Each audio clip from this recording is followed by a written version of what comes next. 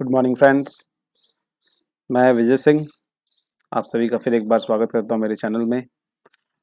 और फिर एक बार मैं एक वीडियो लेके आ रहा हूं जो कि हमारे सीरीज़ का ये 5वां वीडियो है।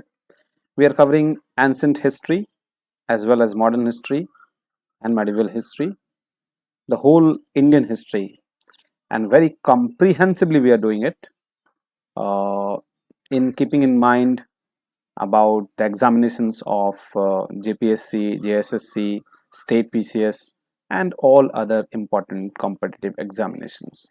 जहाँ जहाँ हिस्ट्री का वेटेज है वो हिस्ट्री के लिए ये जो सीरीज में लेके आया, this is very very important. तो लास्ट हमने 4 वीडियो अभी तक ऑलरेडी कंप्लीट किए हैं और जिसमें हम लोग ने 4 टॉपिक भी कंप्लीट किए हैं।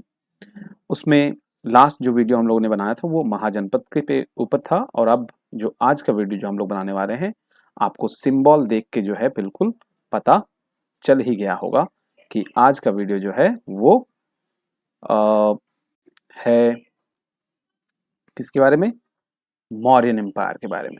ठीक है, तो जो लोग मेरे चैनल पे पहली बार आए हैं, आप प्लीज़ मेरे चैनल को सब्सक्राइब कर ले, और अगर ये वीडियो पूरा देखने के बाद आपको थोड़ा सा भी अच्छा लगा तो आप उसको ज़रूर लाइक किए बिना नहीं जाइएगा।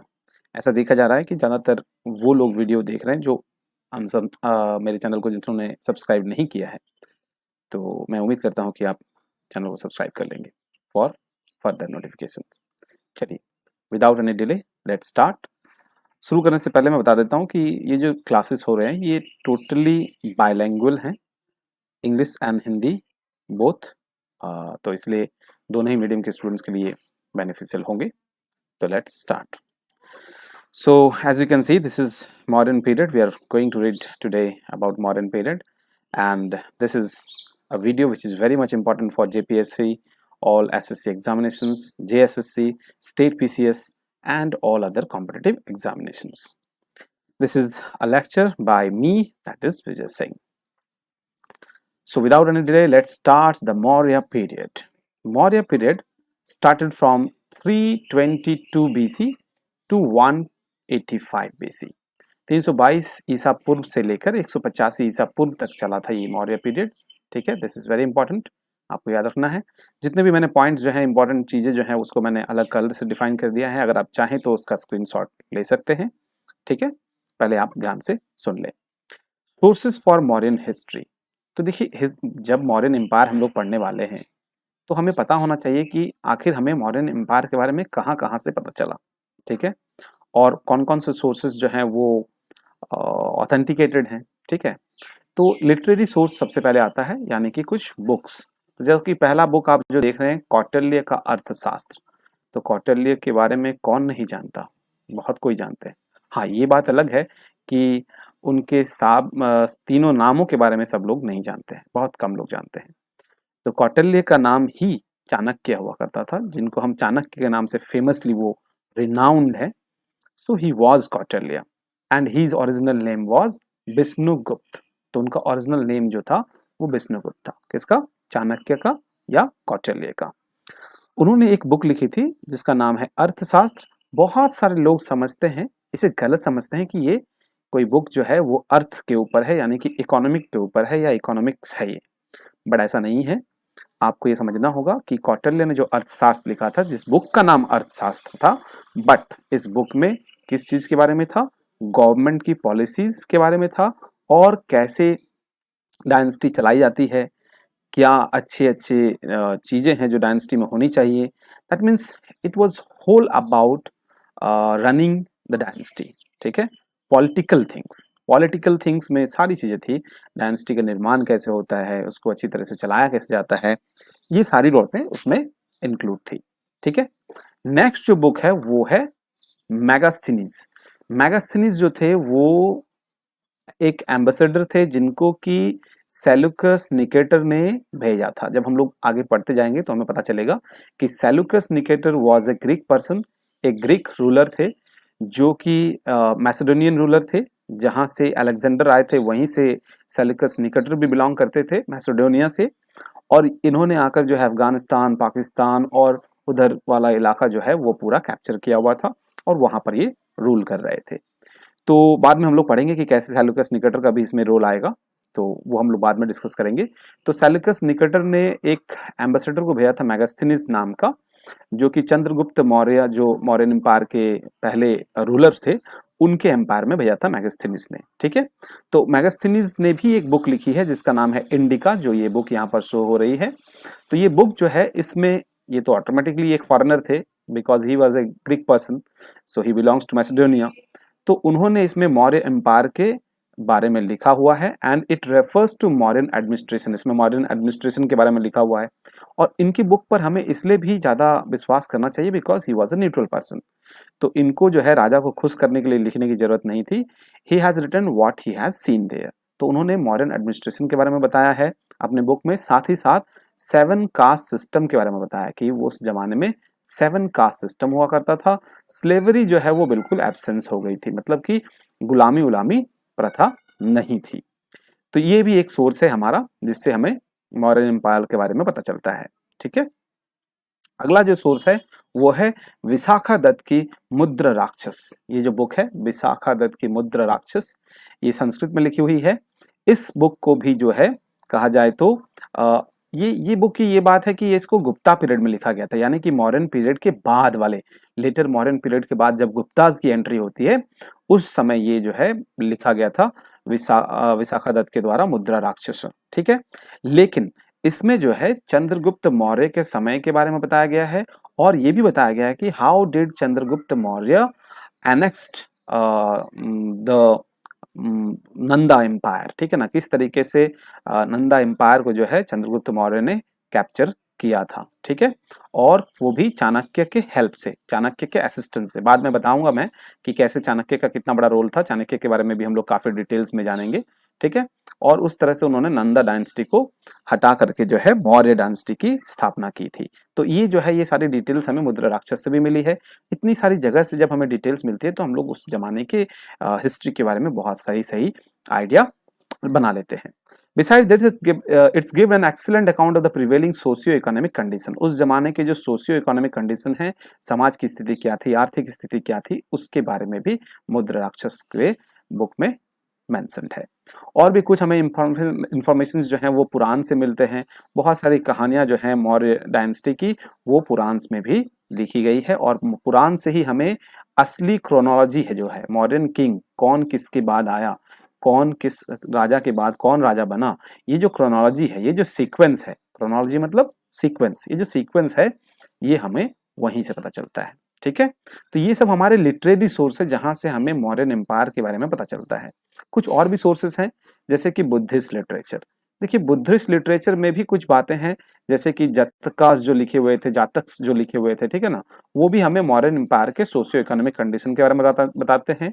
साथ ही साथ बुद्धिस्ट में से सेलोनिस जो बुद्धिस्ट है, यानी कि ये श्रीलंका का जो बुद्धिज्म है, सेलोनिस बुद्धिज्म, वहां से भी हमें दीपवमसा और महावमसा नाम की कुछ बुक्स हैं जो बुद्धिस्ट लिटरेचर्स हैं, बुक्स हैं, उसमें भी हमें अशोका के बारे में पता चलता है कि हाउ डिड अशोका जो कि बुद्धिज्म को किस तरीके से श्रीलंका तक स्प्रेड कर रहे थे। तो ये था हमारा लिटरेरी सोर्स, यहाँ तक हमने लिटरेरी सोर्स देखा। अब हमें कुछ आर्कियोलॉजिकल सोर्स भी हमारे पास मौजूद हैं।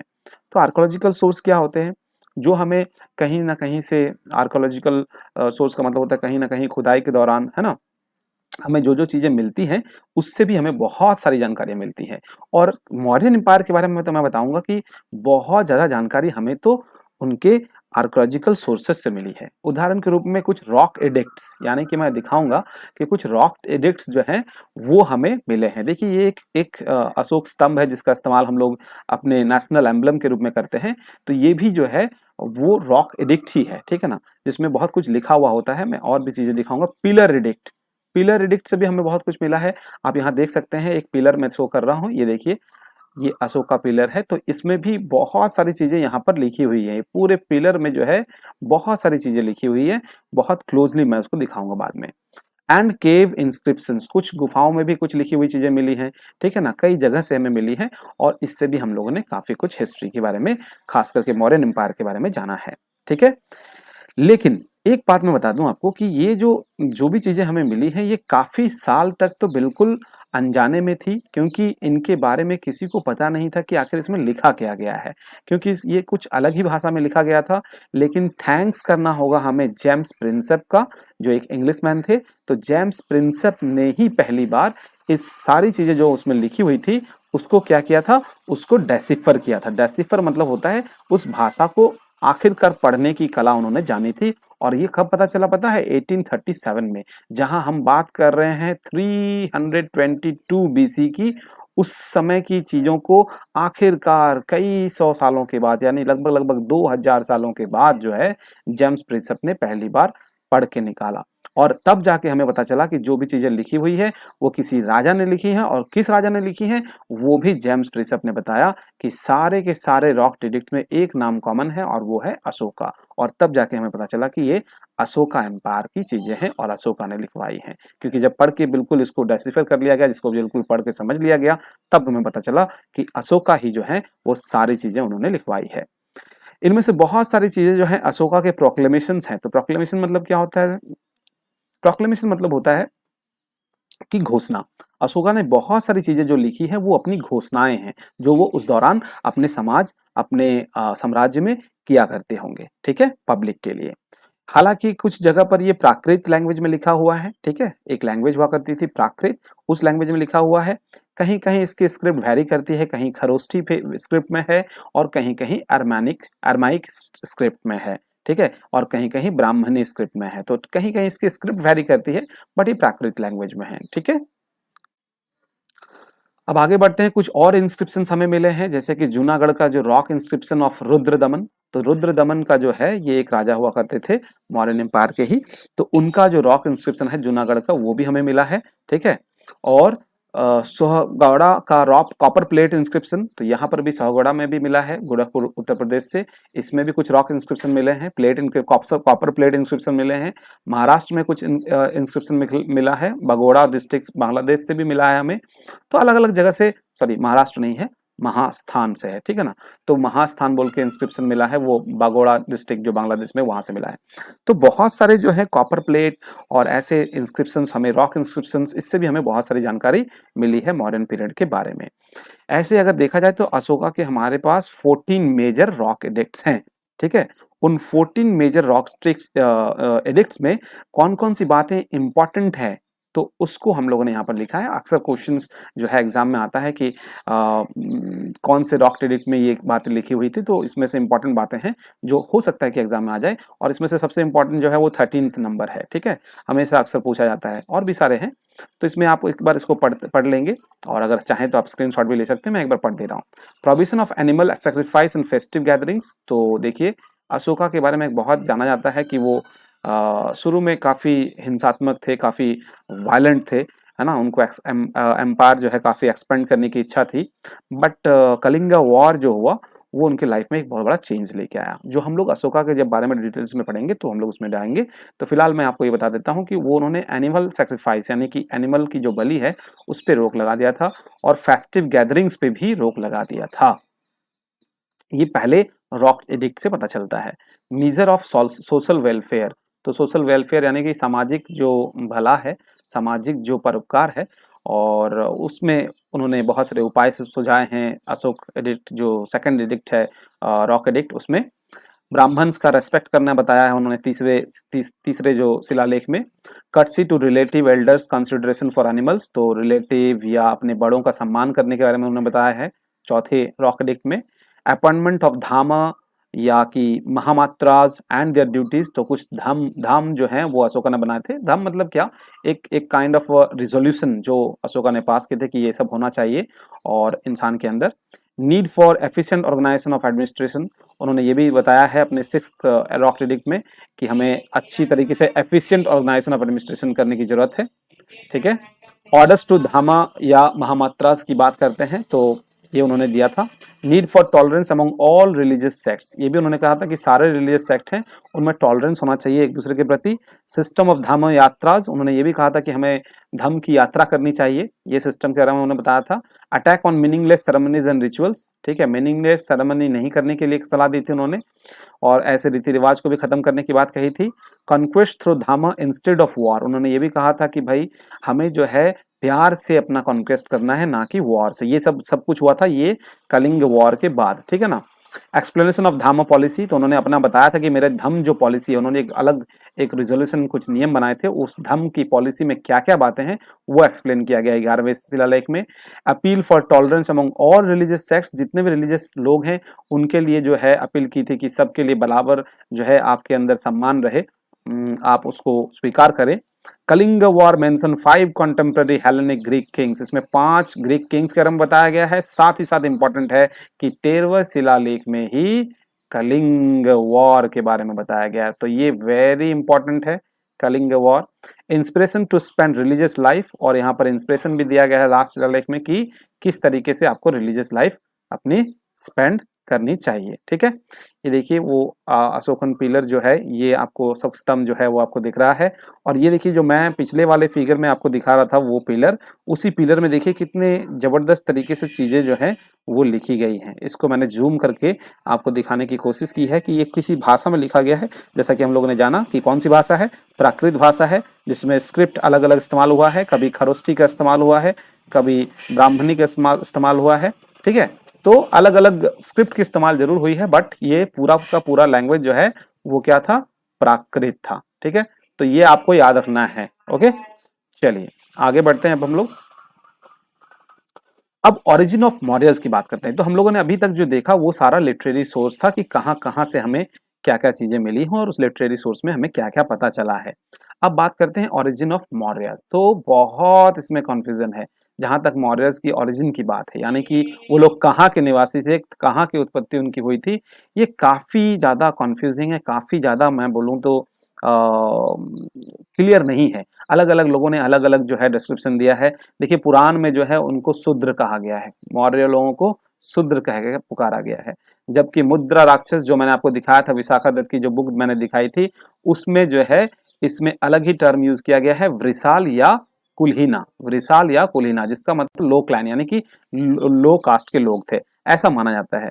अब ये जो जूनागढ़ का रॉक इंस्क्रिप्शन है, ये जो है ये जूनागढ़ से पाया गया एक बड़ा सा चट्टान है। इसमें छोटे छोटे रूप से जो है बहुत सारी चीजें लिखी हुई हैं, आपको मैं दिखा सकता हूँ। ये देखिए यहीं से जो है लिया गया है, ये जूम करके, तो यहाँ पर बहुत सारी चीजें लिखी गई हैं।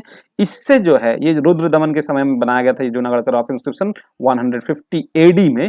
तो इसमें जो है इसमें कुछ इनडायरेक्ट एविडेंसेस मिले हैं जिससे पता चलता है कि मौर्यस जो थे वो वैश्य ओरिजिन के थे। देखिए कितना कंफ्यूजन हो गया अभी तक ही। पुराण में शूद्र कहा गया है, मुद्रा राक्षस विशाखा दत्त की मुद्रा राक्षस में वृषाल या कुलहीना कहा गया है, जबकि जूनागढ़ के रॉक इंस्क्रिप्शन से हमें वैश्य ओरिजिन का पता चलता है। जबकि बुद्धिस्ट लोग कहते थे कि नहीं वो तो बुद्धिस्ट थे, और उनका कहना है नहीं, मौर्यन डायनेस्टी जो है वो शाक्य क्षत्रियन डायनेस्टी थी, यानी कि ऐसे क्षत्रिय लोग थे जिससे कि बुद्धिस्ट लोग बिलोंग करते हैं। तो शाक्य क्षत्रिय क्लैन के वो लोग थे जिससे कि बुद्धा बिलोंग करते हैं। According to them the region from which the Mauryas came was full of peacocks, उनके अनुसार ये भी कहा जा रहा है कि जिस क्लैन से, जिस समुदाय से, जिस जाति से वो आते थे उसमें बहुत सारे मोर हुआ करते थे, और इसीलिए उनका नाम मौर्याज हो गया। It is obviously from this that Buddhist were trying to elevate. Actually क्या है कि सब लोग जो है चाहते थे, क्योंकि this empire was very important, काफी बड़ी एम्पायर रही थी, तो सब चाहते हैं कि वो कहें कि ये मेरे थे, मेरे लोग थे। यही पोजीशन चल रहा है, सब लोग चाह रहे थे कि भाई अपना पोजीशन स्ट्रांग करें। तो बुद्धिस्ट कह रहे हैं कि हमारा है, हमारे क्षत्रिय लोग हैं, पुराण अलग कह रहे हैं, मुद्रा राक्षस में अलग कुछ लिखा गया है, ठीक है। इन कंक्लूजन हम लोग कह सकते हैं कि मौर्यस जो हैं belong to Maurya tribe and were certainly low caste, though it is not clear as to which low caste. तो लो कास्ट के थे, मौर्य ट्राइब के थे, बट किस लो कास्ट के थे ये क्लियर नहीं है, ठीक है। अब मौर्यन एम्पायर के बारे में मैं बताने वाला हूं। तो मौर्यन एम्पायर का जो सीक्वेंस है वो कैसा रहा, थोड़ा आप हम लोग उस पर नजर डाल लेते हैं। तो सबसे पहले जो है चंद्रगुप्त मौर्य बने, मौर्यन एम्पायर की नींव इन्होंने रखी, और चाणक्य की हेल्प से बताऊंगा मैं आगे कहानी क्या है। तो ये देखिए मैंने एक जो सीरियल आती है चंद्रगुप्त मौर्य, उससे मैंने एक फोटो ले लिया, जस्ट सिंबॉलिक इमेज, आपको अच्छी तरह से दिमाग में बैठ जाए कि सबसे पहले जो है चंद्रगुप्त मौर्य आए थे। उसके बाद उसके बेटे बिंदुसार वो राजा बने थे, ठीक है। तो बिंदुसार की एक स्टोन आइडल हमें मिली है, तो उसको मैंने डाला है यहाँ पर। और नेक्स्ट जो राजा थे वो थे अशोक, अशोका द ग्रेट जिसको हम लोग जानते हैं, ठीक है। तो अशोका जो हैं वो एक इंपॉर्टेंट राजा थे। तो ये तीन राजा जो हैं सबसे इंपॉर्टेंट राजा हुआ करते थे, चंद्रगुप्त मौर्य, बिंदुसार मौर्य एंड अशोका मौर्य, ठीक है। तो ये तीनों ही काफी इंपॉर्टेंट राजा थे। और एक राजा जो लास्ट राजा थे, क्योंकि अक्सर जो है एग्जाम में पूछा जाता है who was the last king of the Mauryan empire, तो आपको उनका नाम भी याद रखना है, बृहदर्थ, ठीक है। तो बृहदर्थ जो है वो लास्ट राजा थे। तो ये सीक्वेंस था। अब हम लोग को आगे बढ़ने से पहले, क्योंकि हम लोग चंद्रगुप्त मौर्य, बिंदुसार और हम लोग अशोका के बारे में पढ़ने से पहले हमें एक इंपॉर्टेंट आदमी के बारे में पढ़ना काफी जरूरी है। और वो कौन है? चाणक्य, कौटिल्य या विष्णुगुप्त। ये तीनों ही एक ही इंसान है, ओनली वन पर्सन। लेकिन ये कितने कमाल के इंसान थे। अक्सर हम लोग चाणक्य नीति की बात करते हैं, चाणक्य के बुद्धिमती की बात करते हैं, काफी इंटेलिजेंट पर्सन थे। He was the prime minister, ठीक है, प्रधानमंत्री हुआ करते थे। किस जमाने में? चंद्रगुप्त मौर्य के जमाने में, ठीक है, चंद्रगुप्त मौर्य। तो इस जमाने में वो इनके प्राइम मिनिस्टर हुआ करते थे, ठीक है। उन्होंने बुक लिखी थी अर्थशास्त्र, जो हम लोगों ने पहले ही डिस्कस कर ली है। लेकिन इन 305 उन्होंने सेल्यूकस निकेटर, हम लोगों ने शुरू में डिस्कस किया था, सेल्यूकस निकेटर कौन थे हम लोगों ने डिस्कस किया है, थोड़ा सा अपने दिमाग पे जोर डालिए तो आपको याद आ जाएगा।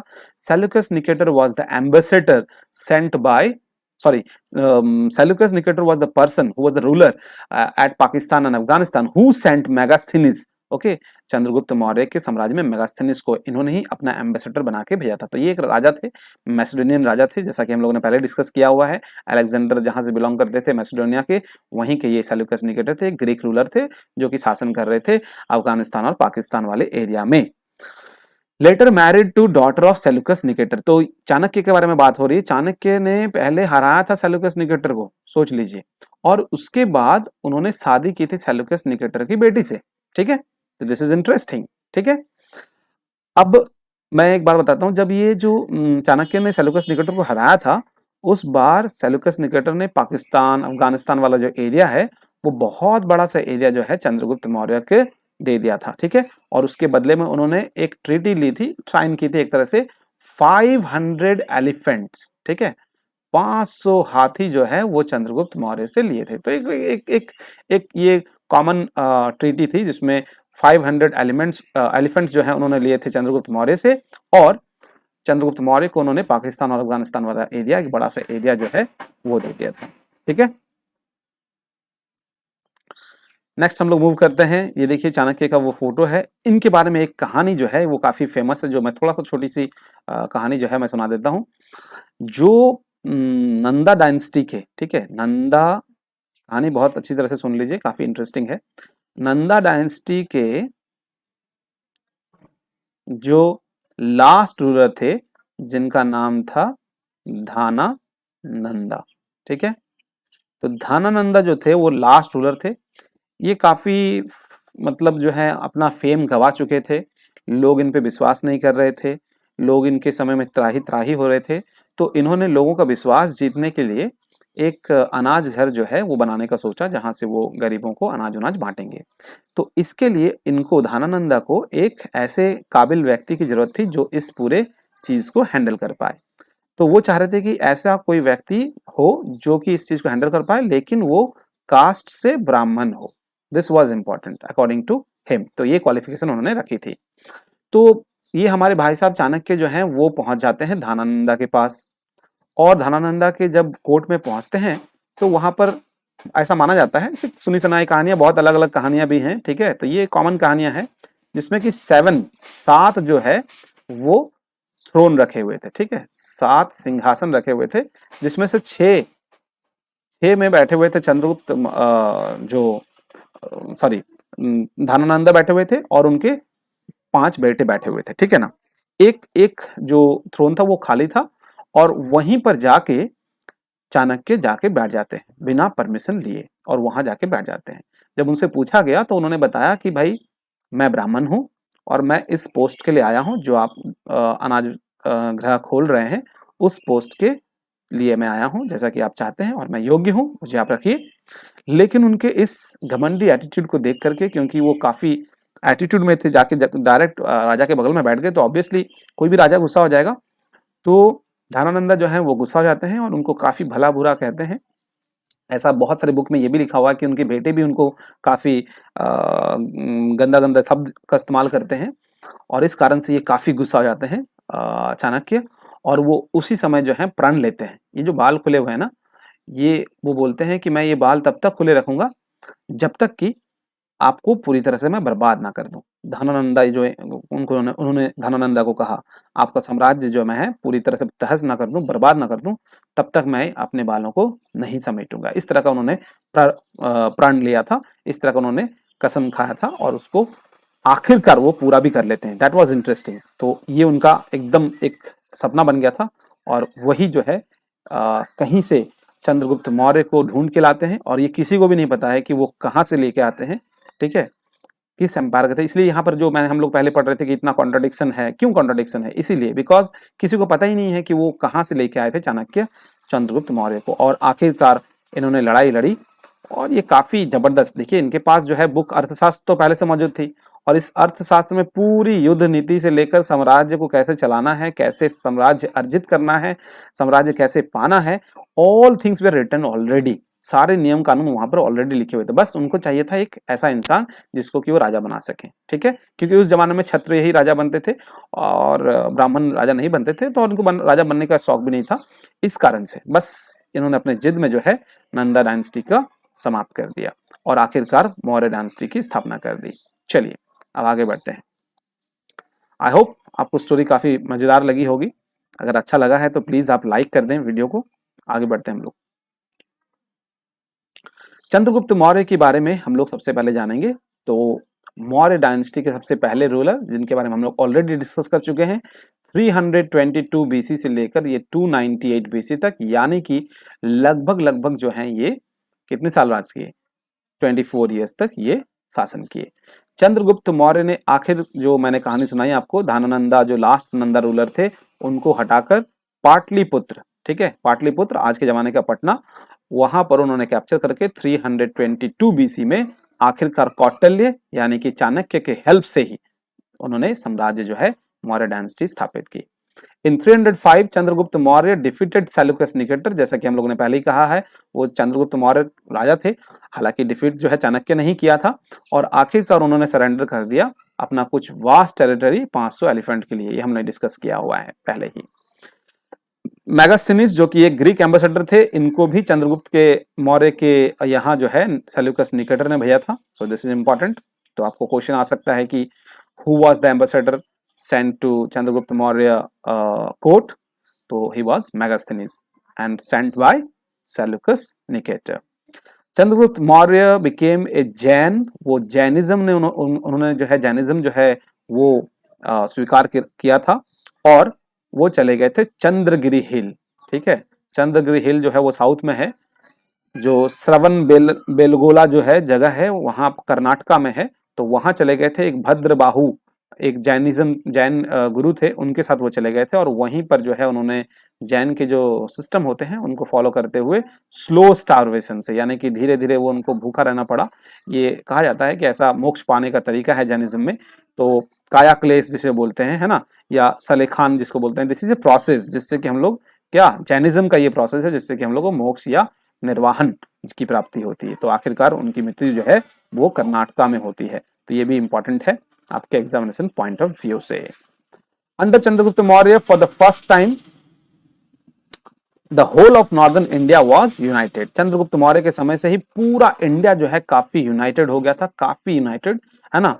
ट्रेड जो है काफी फ्लरिश हो रहे थे, एग्रीकल्चर काफी अच्छा हो रहा था, वेट और मेजर जो है वो काफी स्टैंडर्डाइज हो गए थे, साथ ही साथ मनी जो है मनी का इस्तेमाल शुरू हो गया था, टैक्सेशन, सैनिटाइजेशन, है ना, सैनिटेशन, उसके साथ ही साथ फैमिन रिलीफ वो जो है उसके बारे में भी काफी कंसर्न्स दिखाए जा रहे थे। तो चंद्रगुप्त मौर्य का जो पीरियड था वो काफी ग्रेट पीरियड था। आप यहाँ पर मैप में देख सकते हैं कितना बड़ा एरिया जो है वो चंद्रगुप्त मौर्य ने कैप्चर किया हुआ है। ये बाद में बढ़ करके अशोका के समय में वो और भी ज्यादा बड़ा हो जाएगा। अब नेक्स्ट जो राजा थे वो थे बिंदुसार। तो चंद्रगुप्त के बाद उनके बेटे बिंदुसार ने सिंहासन संभाला। एंड बिंदुसार जो हैं उनको ग्रीक में एमिट्रोकैट्स बोला जाता है, ठीक है। एमिट्रोकैट्स ये एक संस्कृत वर्ड है, अमित्रघटा, है ना। अमित्रघटा मतलब होता है स्लेयर्स ऑफ फोज, यानी कि दुश्मनों का सर्वनाश करने वाला, दुश्मनों को मारने वाला। ये नाम से भी वो ग्रीक में जाने जाते हैं बिंदुसार। और उन्होंने जो है अपना हाथ काफी दूर तक पहुंचाया, वो मैसूर तक जो है उनका जो है एरिया उन्होंने कैप्चर कर लिया था। बिंदुसार ने जो है एंटियोकस वन, जो सीरिया के राजा हुआ करते थे, उनसे कुछ स्वीट वाइन, ड्राइड फिग्स और कुछ संतों को भी भेजने के लिए कहा था। तो एंटियोकस ने वाइन तो भेज दिया, फिग भी भेज दिया, बट उन्होंने पोलाइटली रिप्लाई कर दिया था कि हम लोग के जो ग्रीक फिलोसोफर होते हैं, जो मैंने बताया था दार्शनिक जो होते हैं, ग्रीक फिलोसोफर, सोफिस्ट मतलब वही था, तो वो भेजने के लिए बोला गया था। तो उन्होंने कहा हम लोग उसको भेजते नहीं है। जो भी हो, बिंदुसार ने जो है वो आजीविका को जो है पैटर्नाइज किया था। ये थी बिंदुसार की कहानी।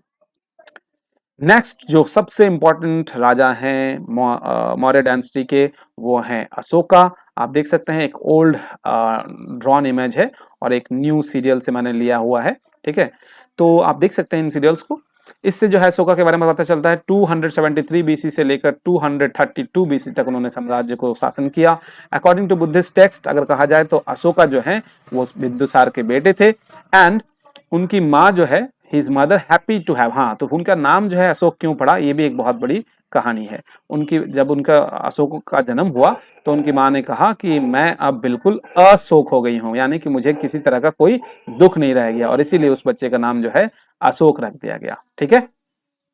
It appears from the available evidences कि बुद्धिस्ट लिटरेचर में पता चलता है कि उन्होंने जो है कैसे इनके बारे में एक बहुत बड़ी कहानी है कि उन्होंने जो है जब बिंदुसार की डेथ हो गई तो उसके बाद जो है उन्होंने अपने भाइयों से लड़ाई लड़ी, और कहा जाता है अपने 99 ब्रदर्स, उनके 100 भाई हुआ करते थे इनको छोड़ करके, जिसमें से 99 ब्रदर्स को उन्होंने मार दिया था, और तब जाके वो राजा बने थे। सिर्फ एक भाई को उन्होंने छोड़ दिया था, और वो सबसे यंगेस्ट जो भाई थे जिनका नाम टीसा था, ठीक है, ऊपर में मैंने लिखा हुआ है टीसा।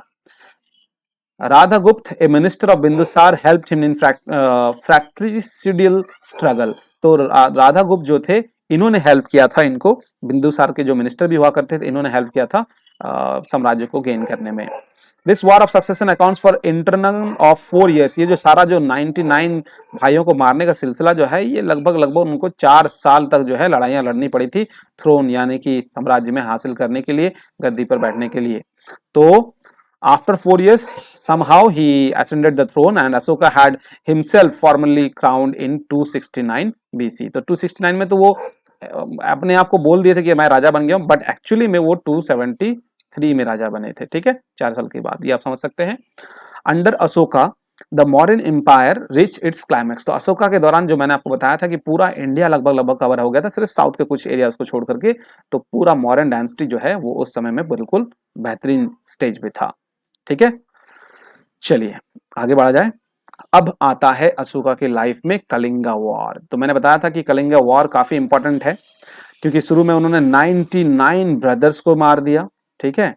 उसके बाद कलिंगा को कैप्चर करने के लिए उन्होंने पूरा मार काट मचा दिया। आप देख सकते हैं कितना खून उन्होंने बहाया और कितना दुखी होकर वो बैठे हुए हैं। ये पिक्चर ही काफी जो है कुछ आपको याद दिला देगा कलिंगा वॉर के बारे में। सब कुछ जीत के भी वो सब कुछ हार गए हैं ऐसा दिख रहा है यहाँ पर। उसके उनके बहुत सारे लोग मारे गए हैं, वही यहाँ पर दिख रहा है। सब जगह खून ही खून है और ये काफी जीतने के बाद भी काफी दुखी हैं, ठीक है।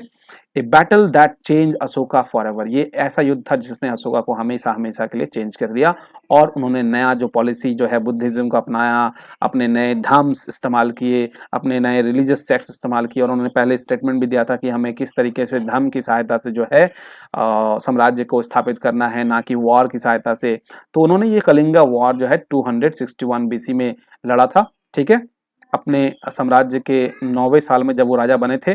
The king was moved by the massacre in this war. राजा इस युद्ध में जो मैस्केयर हुआ था यानी कि जो खून खराबा हुआ था ना, इससे काफी ज्यादा प्रभावित हो गए और उन्होंने ये जो फिजिकल ऑक्यूपेशन की जो पॉलिसी थी यानी कि मार काट करके युद्ध करके इसको बिल्कुल पूरी तरह से छोड़ दिया, ठीक है।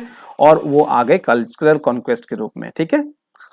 Ashoka was not an extreme pacifist, वो इतने भी शांतिवादी नहीं थे कि वो बिल्कुल हार जाने के बाद सब कुछ हार जाएं। उन्होंने हार तो गए मतलब कलिंगा वॉर जीत तो गए थे, बट उन्होंने वो पॉलिसी ऑफ पीस को बरकरार रखा और अपने पास कलिंगा को शामिल कर लिया अपने साम्राज्य में।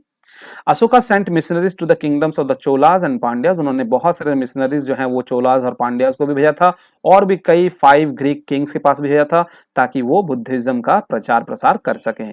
उन्होंने श्रीलंका में प्रचार प्रसार जो बुद्धिज्म का हुआ है उसमें अशोका का ही बहुत बड़ा हाथ है। स्वर्ण भूमि यानी कि बर्मा जो अब आज के जमाने का है, वहां पर भी बुद्धिज्म को फैलाने वाले अशोका ही थे। अशोका के धाम की बात करें तो मैंने पहले ही ऑलरेडी बहुत सारी बातें डिस्कस कर ली है, तो इसको आप एक बार रीड कर लेंगे तो काफी अच्छा रहेगा, ठीक है। आगे बढ़ते हैं, और अब आता है लेटर मौर्यास, यानी कि अशोका के बाद जो है उतने ज्यादा इंपॉर्टेंट रूलर्स नहीं आए और बहुत सारे वीक रूलर्स आए। मौर्यन डायनेस्टी जो है वो कुल लगभग 137 ईयर्स लास्ट करती है, और Ashoka's death was followed by the division of the Mauryan empire. जैसे अशोका की डेथ हो गई, ऐसा अक्सर होता है जब बड़ा एक इंपॉर्टेंट राजा जो है उसकी डेथ हो जाती है तो ये बड़ा एरिया जो है वो बंटने लगता है, ठीक है, इस तरह से बंटने लगता है और अलग अलग एम्पायर में बढ़ जाता है, ठीक है। The west part came to be ruled by Kunal, तो जो वेस्टर्न पार्ट था, ठीक है, तो वेस्टर्न पार्ट जो इंडिया का था यहाँ पर कुणाल रूल कर रहे थे जो कि अशोका के बेटे थे, ठीक है। And the eastern part came to be ruled by Dasharatha, और यहाँ पर जो है दशरथ रूल कर रहे थे। द लास्ट मॉडर्न रूलर, जो लास्ट मॉडर्न रूलर हम लोग पहले डिस्कस कर चुके हैं, बृहदर्थ थे। उनका जो है एसोसिनेटेड जो है वो उनके ही एक कमांडर इन चीफ, उनको जो है मार दिया गया था। एसोसिनेटेड मतलब उनको मौत के घाट उतार दिया गया था 185 बीसी में, उनके ही कमांडर इन चीफ के द्वारा, उनके ही सेना के एक अधिकारी द्वारा, जिनका नाम था पुष्यमित्र शुंग। और इस तरह से शुंग डायनेस्टी जो है मौर्यन डायनेस्टी के पास बाद आ जाती है, ठीक है। तो शुंग डायनेस्टी के बारे में हम लोग बाद में पढ़ेंगे। अब causes for the decline of Mauryan empire, क्या क्या कॉजेस थे, ये सब अक्सर एग्जाम में आता है। कुछ 4 क्वेश्चंस दे देंगे, 4 लाइन दे देंगे कि इनमें से कौन सा कॉज नहीं था, तो इसलिए आप ये कॉजेस थोड़ा एक बार पढ़ ले। हाईली सेंट्रलाइज्ड एडमिनिस्ट्रेशन, बिल्कुल सेंटर से रूल हो रहा था। पैसिफिक पॉलिसी ऑफ अशोका, बहुत ही ज्यादा पैसिफाई पॉलिसी थी उनकी कि पैसिफाई होगा, तो काफी ज्यादा शांति प्रिय हो गए थे अब। ब्राह्मणिकल रिएक्शंस, ठीक है। The partition of the Mauryan empire, किस तरीके से पार्टीशन हो गया उनके मरने के बाद। वीक लेटर मौर्यन रूलर्स, बहुत अच्छे रूलर्स नहीं आए उनके मरने के बाद। प्रेशर ऑन मौर्यन इकोनॉमी, काफी इकोनॉमी पे असर भी पड़ रहा था। And neglect of north west frontier, तो नॉर्थ वेस्ट फ्रंटियर को भी उन्होंने नेग्लेक्ट किया था, ये भी एक बहुत बड़ा कारण है। मॉडर्न एडमिनिस्ट्रेशन की बात करते हैं तो मॉडर्न एडमिनिस्ट्रेशन में देखिए बहुत सारी इंपॉर्टेंट चीजें हैं, तो उसमें से हम लोग बात कर लेते हैं कि देखिए सप्तंग थ्योरी जो है वो चलती थी, यानी कि 7 एलिमेंट्स ऑफ स्टेट। उसमें से क्या था, ये कौटिल्य का ही लिखा हुआ था, चाणक्य की नीति थी, जिसमें कि राजा सबसे हेड होता था, अमात्य जो है वो सेक्रेटरी को कहा जाता था, जनपद जो है वो टेरिटरी होती थी, दुर्ग जो है वो महल को यानी कि फोर्ट को कहा जाता था, कोष यानी कि संपत्ति, और सेना यानी कि आर्मी, और मित्र मतलब फ्रेंड, ठीक है। मंत्री परिषद में क्या क्या होते थे, मंत्री परिषद में जो है देखिए ये सब मेंबर होते थे। युवराज अक्सर होते थे मंत्री परिषद में, जो कि क्राउन प्रिंस हुआ करते थे। पुरोहित होते थे जो चीफ प्रीस्ट हुआ करते थे। सेनापति कमांडर इन चीफ होते थे, और कुछ अलग मिनिस्टर्स हुआ करते थे जो कि मंत्री परिषद बनाते थे।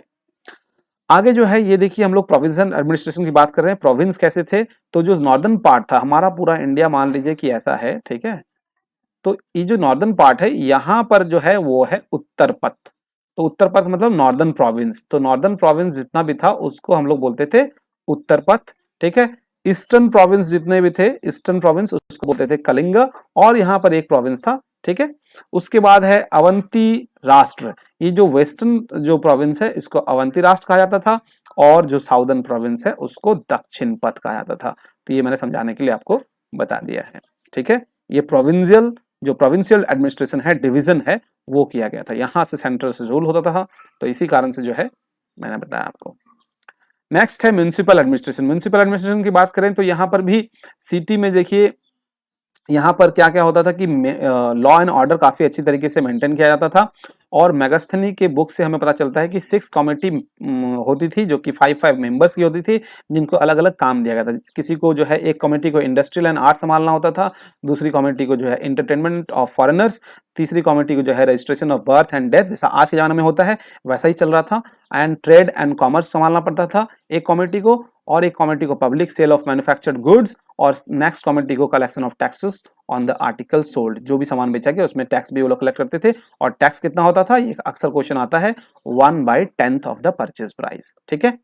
आर्मी की अगर बात करें तो आर्मी काफी ह्यूज आर्मी ये मेंटेन करते थे, और इस आर्मी में नेवी भी होती थी, दैट्स वेरी इंपॉर्टेंट, नेवी भी होती थी।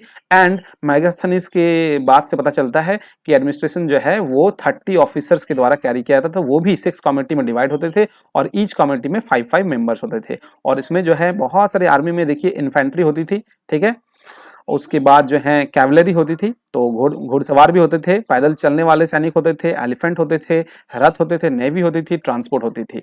मौर्यन एम्पायर में जो है गुद्ध पुरसाज यानी कि डिटेक्टिव का भी स्पेस है, ठीक है, ये भी इंपॉर्टेंट है। और उसके बाद संस्थान यानी कि स्टेशनरी, और संचारी यानी कि वॉन्डरिंग वो लोग करते थे, तो यहाँ पर गुप्तचर भी हुआ करते थे। सोसाइटी की बात की जाए तो चाणक्य और विष्णुगुप्त के बुक से ये पता चलता है कि जो वर्ण सिस्टम था वो इतना ज्यादा रिजिड नहीं था, ठीक है। कौटिल्य के अर्थशास्त्र से हमें ये भी पता चलता है कि शूद्र जो थे उनको जो है लुक्ड अपॉन द शूद्र एज एन आर्यन कम्युनिटी, उन्होंने शूद्र को आर्यन कम्युनिटी के रूप में देखा है, which is distinguished from Mleccha और non Aryan community.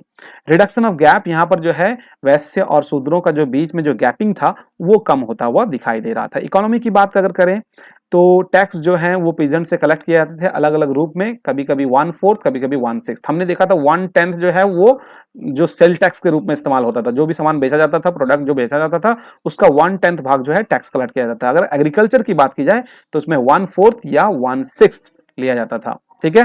The state also provided irrigation facility, इन्होंने जो है बहुत अच्छी सिस्टम की थी, सेतु बांध, यानी कि ये लोग भी बांध बना के, नहर वर बना के जो है पानी की व्यवस्था करते थे किसानों के लिए, और इससे इरिगेशन फैसिलिटी डेवलप होती थी। एंड चार्ज वाटर टैक्स, और ये लोग जो है वाटर का टैक्स भी लेते थे। During modern period the punch mark coins, तो आपको कॉइन्स जो है वो सिल्वर के बने हुए मिलते थे, है ना, ये उस जमाने में ट्रांजेक्शन के लिए काफी इजी होता था। अगर आर्ट की बात की जाए तो आर्ट के लिए काफी फेमस है मौर्यन एम्पायर, ठीक है। तो काफी सारे स्टोन पिलर्स हम लोग को देखने को मिलते हैं, वुडन फ्लोर्स देखने को मिलते हैं, और सीलिंग इंडिकेट करती है कि 80 pillared hall has been discovered. एक कुम्हार, जो पटना के आसपास का इलाका है कुम्हार, वहां से हमें 80 पिलर वाला जो है एक बड़ा सा हॉल मिला है आउटस्कर्ट्स में, पटना के आउटस्कर्ट्स में। और इस महल को देख करके कहा गया है, फाहिन जो चाइनीज एक ट्रैवलर थे, उन्होंने कहा था कि मानना पड़ेगा ये पैलेसेस तो ऐसे लगता है कि इतने सुंदर हैं, इतने एक्सीलेंट हैं कि it is believe that it is creation of God rather than of man, तो ये भगवान के द्वारा जो है क्रिएट किया गया है, ना कि भगवान इंसान के द्वारा। तो ये पिलर्स जो हैं ये मॉडर्न स्कल्पचर को दर्शाते हैं, ठीक है ना। आगे बढ़ते हैं हम लोग। 4 लायन कैपिटल सारनाथ, तो सारनाथ जो है हमें जो अशोक स्तंभ जो हम लोग इस्तेमाल करते हैं 4 लायन वाला, वो हमें मिला है, और सांची से भी मिला है। Lion capital of Sarnath was adopted as national anthem, तो सारनाथ का ये काफी इंपॉर्टेंट क्वेश्चन बन सकता है कि कहाँ से लिया गया अशोका का जो लायन है, वो जो एम्बलम है वो कहाँ से लिया गया है, तो ये सारनाथ के लायन कैपिटल से, ठीक है।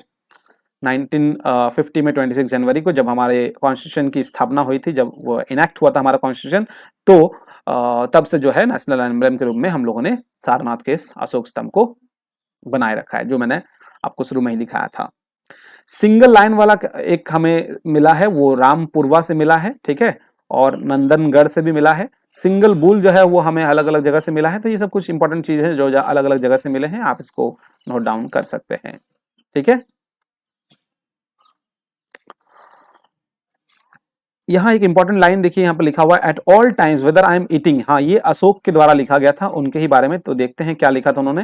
Eight all times whether I am eating और I am in the women's apartment, तो चाहे मैं खाना खा रहा हूं, चाहे मैं किसी महिला के अपार्टमेंट में हूं, कक्ष में हूं, या मैं कहीं इनर अपार्टमेंट में हूं, कहीं और गृह कक्ष में हूं, तो भी, या फिर मैं कैटल शेड में हूं यानी कि पशुओं के शेड में हूं, या फिर मैं अपने गाड़ियों में हूं यानी कि रथ में हूं, और इन माई गार्डन, जहां कहीं भी हूं, आई मे बी माई महामातर, महामातर वो बोल रहे हैं कि मुझे अपना ही महामातर होना होगा। Should keep in my touch with public business, तो वो बोल रहे हैं कि मेरे अंदर सिर्फ दिमाग में यही चलता रहता है कि मैं कैसे पब्लिक के साथ जो है रिलेशन बना सकूं। ये रॉक एडिक्ट 6 में लिखा हुआ है। And all man are my children, ये कलिंग रॉक एडिक्ट जो है, आपको याद होगा कलिंग रॉक एडिक्ट, जो रॉक एडिक्ट 13 है, उसमें जो है ये लिखा गया है कि सारे जो इंसान हैं मेरे साम्राज्य में वो मेरे बच्चे हैं, ठीक है। आगे बढ़ते हैं फ्रेंड्स। तो कुल मिला के हम लोगों ने मॉडर्न एम्पायर जो है आज खत्म कर लिया, और मैं उम्मीद करता हूं कि आपको ये वीडियो काफ़ी अच्छा लगा होगा, काफ़ी इन्फॉर्मेशन भी होगा। मैंने ज़्यादा से ज़्यादा चीज़ें जो है डालने की कोशिश की है ताकि आप स्क्रीनशॉट लेकर भी उसको आप रख सकें और आपके लिए वो बेहतर हो एग्ज़ाम के दृष्टिकोण से। और अगर आपको ये वीडियो देख के अच्छा लगा तो thanks for watching and please like my channel, okay, and please subscribe the channel, because if you will subscribe then only you will get the notification as early as possible. If I will upload any video, then you will get the notification as quickly as possible. So please like my channel, please subscribe my channel, and we will meet next time by bringing some another topic.